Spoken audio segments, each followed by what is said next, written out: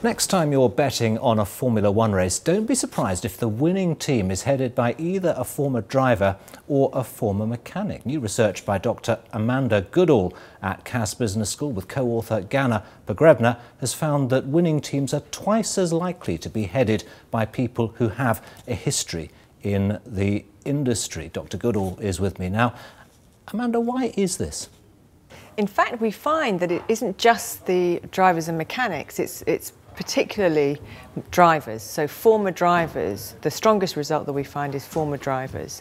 When you look at a driver, a principal, a team leader who is a former driver, 10 years of former driving experience really adds a lot of weight to their role when they become leaders, Formula One principals. So in fact, it's the drivers that are really driving this.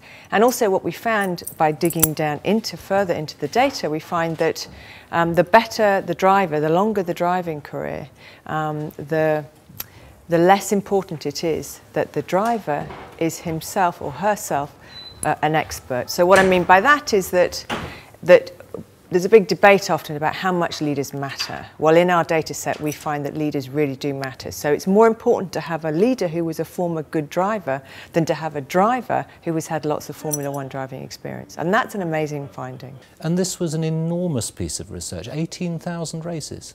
We look at 18,000 races. We look at the whole history of Formula One racing, 60 years in fact. Every single leader and every single race won, and also every single driver. So what are the lessons of this research for people in other industries?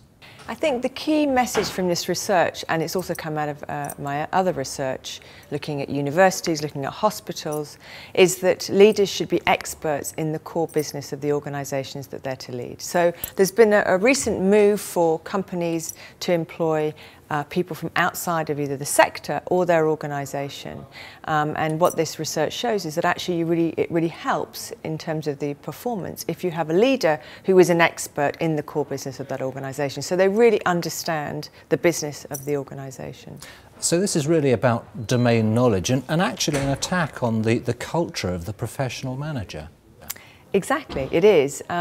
I guess what I would say is that management training, business schools like our own have got a big role to play, but possibly what we want to think about is not taking the expert, the professional, the lawyer, etc. away from their core business, but actually bringing the management training to them. So I think we as business schools need to think about how we can train people to become managers, but keeping them in their main role, their core business role. And this applies to lawyers, to accountants, to engineers, to architects, etc. Dr. Amanda Goodall, thank you very much. Thank you.